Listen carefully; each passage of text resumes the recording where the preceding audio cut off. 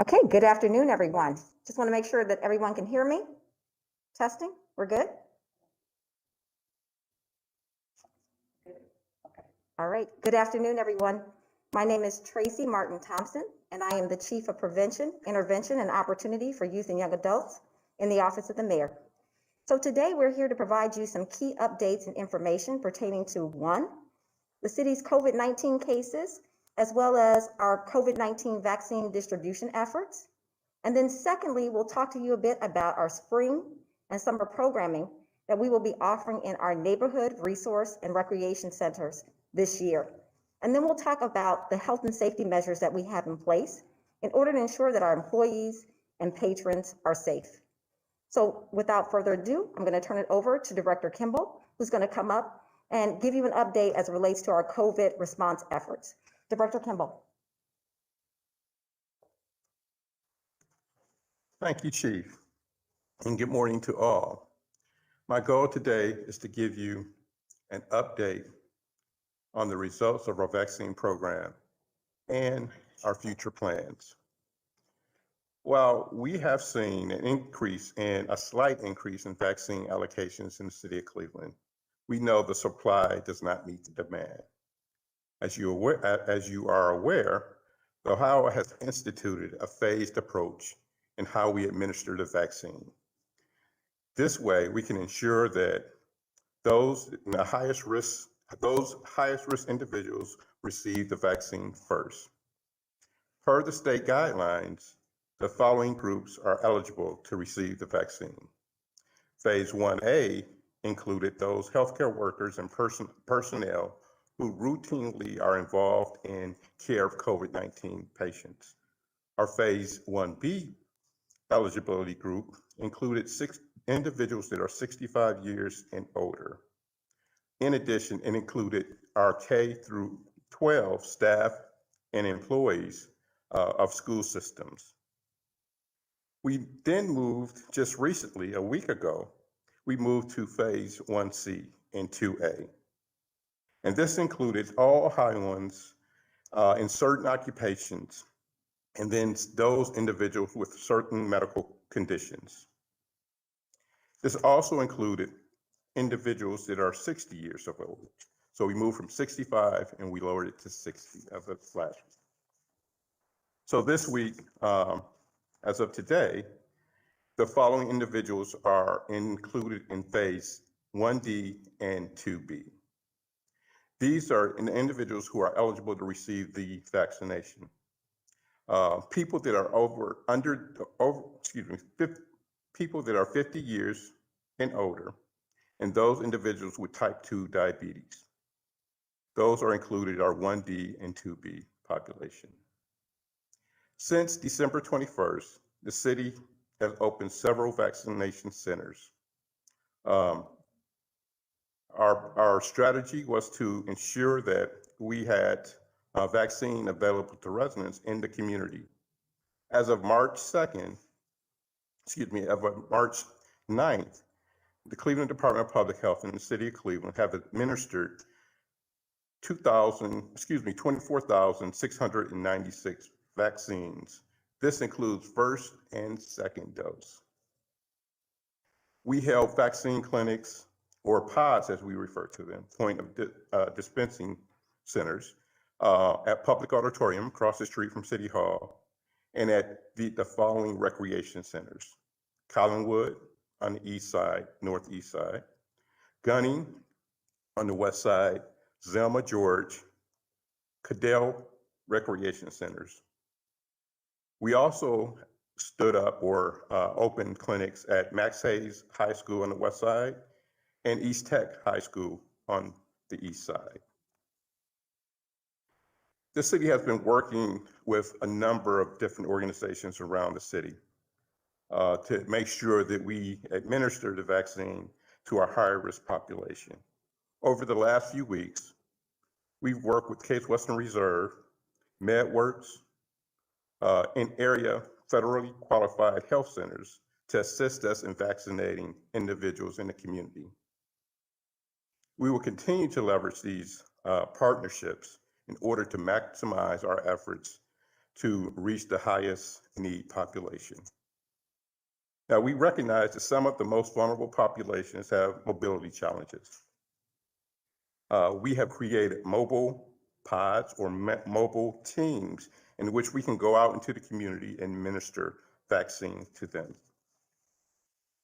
As part of this effort, the city has partnered with Cleveland Clinic, University Hospitals, Metro, and other agencies throughout the county to help us administer vaccine to those that are qualified.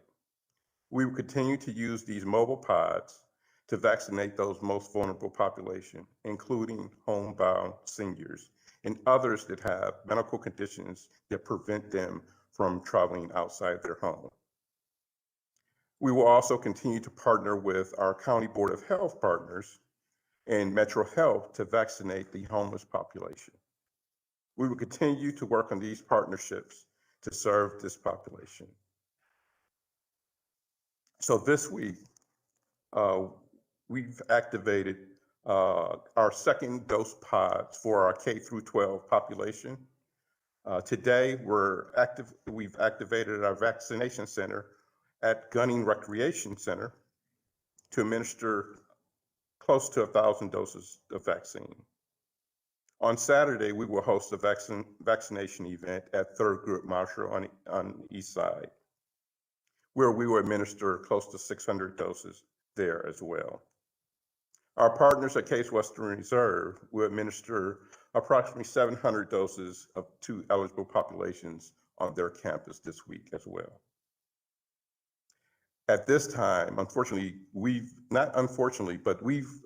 filled all our slots, all our registration slots for this week.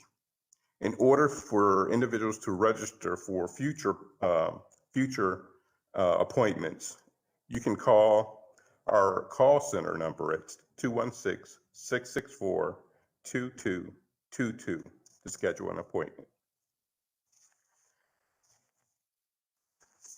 So next week, the information regarding next week's appointments or vaccination clinics will be available tomorrow. We don't have that available yet. Also, I do want to speak a little bit about a great resource that's come to greater Northeast Ohio, and that is, and there's been many announcements around the mega pod, the mega vaccination center, mass vaccination center that will open at Wolstein Center at Cleveland State University. This pod is an excellent opportunity for those who are eligible to receive their vaccine there. In addition to the many pods or many providers that are in our community, this is one large resource that we can take advantage of. This isn't in place of any of the vaccines that we received from the state of Ohio.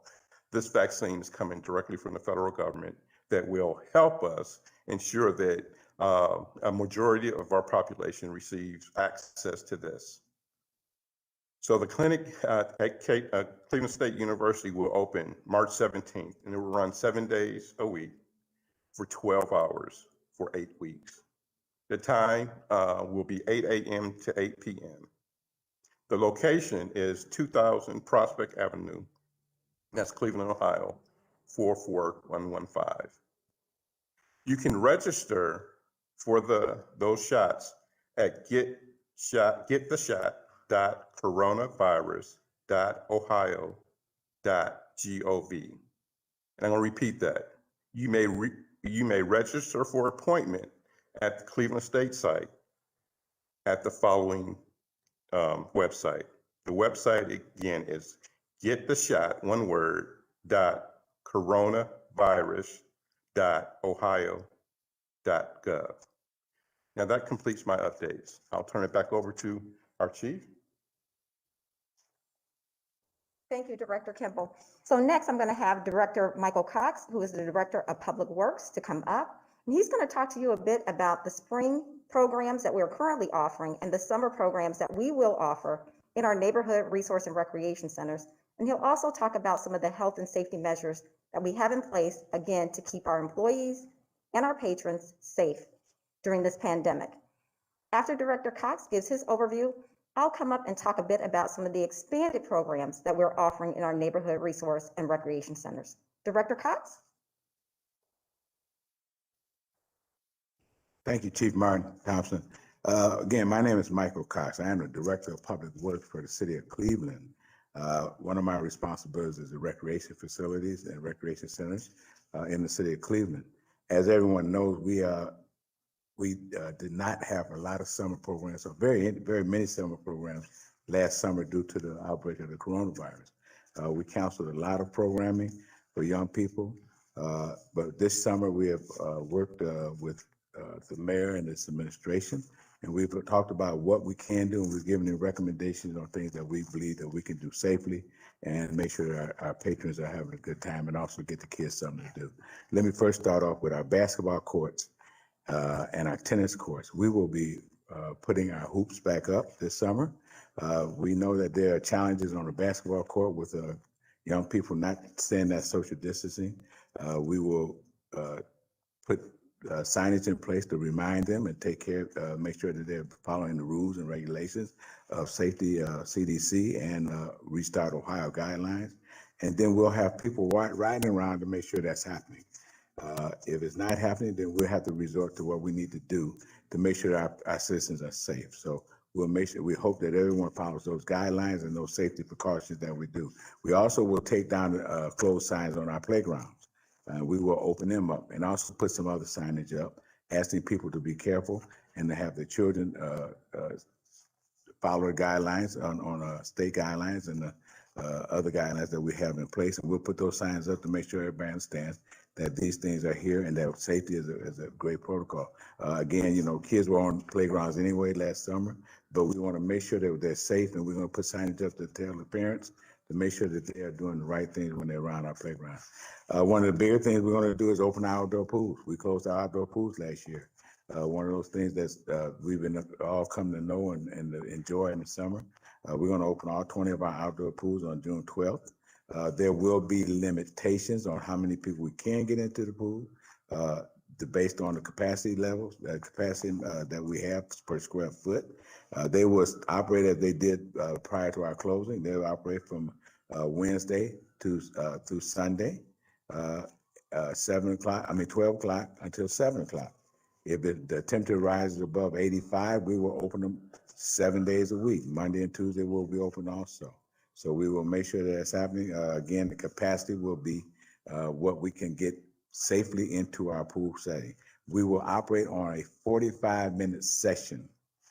We'll operate 45 minutes on every 45 minutes in an hour, and we will take the center and close it down, the pool, and close it down for 15 minutes of sanitizing and cleaning in between sessions. Then we'll let another group in for 45 minutes, and we'll continue that process throughout the day. So that's where we're at. Our indoor pools will also be open, but there are very limited space in our indoor pools, but we will keep them open also. So this summer should be some enjoyable, it should be some relief from the heat. Again, we want to open them, but we're going to open them safely. Everything we're doing, we're going to do with the Restart Ohio or the CDC guidelines that are in place for all these activities. Our baseball program is one of the things that I heard a lot about this summer, where we canceled our permits for baseball fields. We will be issuing baseball field permits. We will allow Little Leagues and CMSD and other schools and other activities, adult softball, baseball, to take place with, again, guidelines based on CDC and Restart Ohio. I want to continue to say that.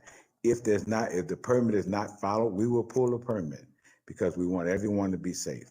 And that will include our recreation programs also, where we have our, starting from T-ball all the way up to Tiny Mac, which are our older kids. So we want to have that happen, and we will start issuing permits for that sometime at the end of this month, so people can start practicing and playing baseball. And we hope everyone enjoys themselves, but again, with safety. That's what we like to do. There are also guidelines for spectators. So we would hope that everyone follows those guidelines. Again, we will have our people checking to make sure those guidelines are followed. If they're not followed, we'll then discuss how we either straighten that out or take the permit back. So we appreciate all that. Our summer lunch program will be in effect this year. Last year, we started a summer lunch program where the kids used to sit down and eat in our rec centers. Well, now last year we started a grab and go program. That grab and go meant that you walk up, you get a lunch, and you go with it. We will continue that grab and go process at all of our recreation centers, but we will expand it. We'll expand it to some of the outlying playground areas where we have somebody stationed there between 11 and 1. We'll get those times out through our communication department, what time we'll be serving those lunches at each individual playground. And they will be able to grab and go a lunch there. So we can expand our capacity on that lunch program, which is a big thing in the summer. And we need to do that. We also will be doing our AAU basketball teams this summer. A lot of our kids did a lot of AAU traveling. They play on national level. We have 3 elite teams that we put together for the citywide teams, and those teams will be allowed to travel 2 times out of state. And then we'll put together 7 smaller teams that are not travel teams, but teams that will play in AAU in this basic facility, surrounding areas. We'll put that together, and we'll make sure that every child gets a chance to play in AAU basketball. There again, we'll have a girls travel team and 2 boys travel teams. The boys travel team is 13 to 15, 15 to 17. And young ladies would be 13 to 15, and we'll have them traveling outside of Cleveland. So we want to have that happen. And again, all AAU tournaments have their own protocols for safety. We'll contain our protocols on travel and how we do that and how we do that safely. And then Camp Forbes. We will reopen Camp Forbes. Camp Forbes is our residential summer camp based there in Highland Hills, Ohio, out on Harvard and Richmond Road. We usually sleep about 100 children a week. We're going to cut that back to 40 kids a week with counselors in our cabin. We have 10 cabins that we can use that normally sleep 10 kids and a counselor. We're going to cut that to four young people and a counselor. That way we can keep our social distancing. And when the kids are out doing programs, we will sanitize all of the beds, all of the showers, all of the things that we need to sanitize and make sure they're safe. And they will be required to wear masks when they're not involved in strenuous programming. So we hope that everyone can come out, and we'll get that sign up soon, where they can sign up to go to that summer camp. It is a 1-week camp, and they stay overnight for a whole week. They come in on Monday and leave on Friday. So those camps are there. One other thing, our greenhouse, which is one of the prettiest spots in the city, where we grow the flowers and we had the poinsettias at Christmas time, will be reopened. Again, our numbers will be limited capacity numbers, but we will be allowed to use outdoors with a permit. Again, capacity numbers will be taken care of, and then we'll be able to walk through that greenhouse again, as we did prior to shutting it down for COVID. And it will be a nice, serene, quiet time. That's it for me right now. I'm going to, I guess one question, I will get Ms. Tracy back up. I'm sorry, Chief Martin Thompson. Thank you, Director.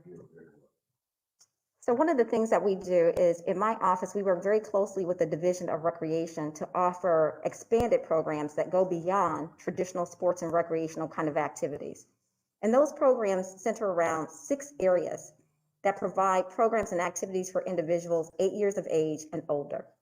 The first area deals with youth and adult education. So we offer programs that focus on academic intervention and enrichment opportunities for our young people, as well as academic opportunities for our adults, GED prep, adult literacy instruction, etc. The second area deals with job and career readiness training. The third area deals with health and wellness. The fourth area deals with youth leadership development, mentorship, and community engagement. The fifth area deals with the arts. And the sixth area deals with non-traditional sports and recreational kind of opportunities. We partner with various organizations in the community to offer these programs directly in the recreation centers. In addition, we also offer virtual programming. Now, our spring programming has already started. It started on Monday, March 8th, and it will conclude on Saturday, May 18th.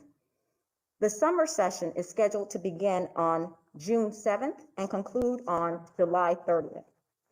Now, because of health and safety measures that remain in effect, all patrons must register in order to participate in programs.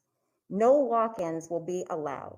In order to register, you can go to www.clevelandohio.gov/NRRC-REG or call 216-664-2241. If you would like to view our complete catalog of spring programming, you can go to www.clevelandohio.gov/NRRC activities. This summer also, in partnership with Youth Opportunities Unlimited, we will also offer summer employment opportunities for young people ages 15 and up. Details pertaining to the application process for this will be forthcoming. So please stay tuned and pay attention to our main website on the City of Cleveland's webpage for further details relative to this. Now, as it relates to health and safety measures that we have in place in the recreation centers in order to mitigate the spread of the virus, here are some key things to remember.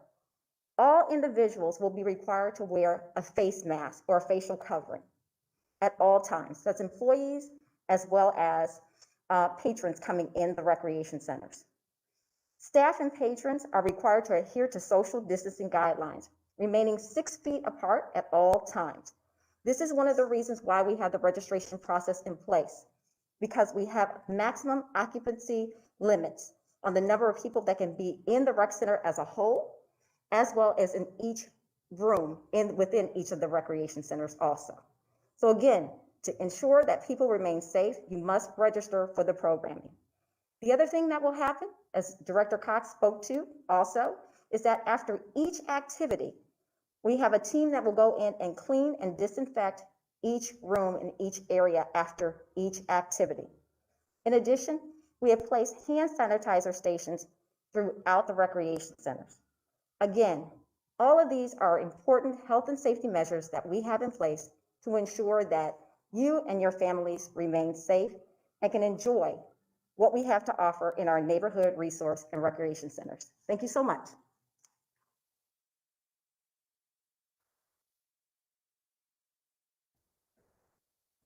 Okay, thank you. We will start the Q&A process. The first question is for you, Director Cox. Thank you. It's from Aau Basketball News Channel 5. I am working on a story about what summer events, festivals, and activities look like in some of our cities, and wondering if you have any events, festivals, concerts that will be either in person or virtually planned. Thank you, Ms. Bash. What we will do in near future is talk about those large events that we have that are scheduled to be in 2021. We have not made a permanent decision at this time on whether those large events will take place, but we will get recommendations over to the mayor, and then we'll have discussions. At this time, we have not made any decisions on those large events yet. Okay, thank you.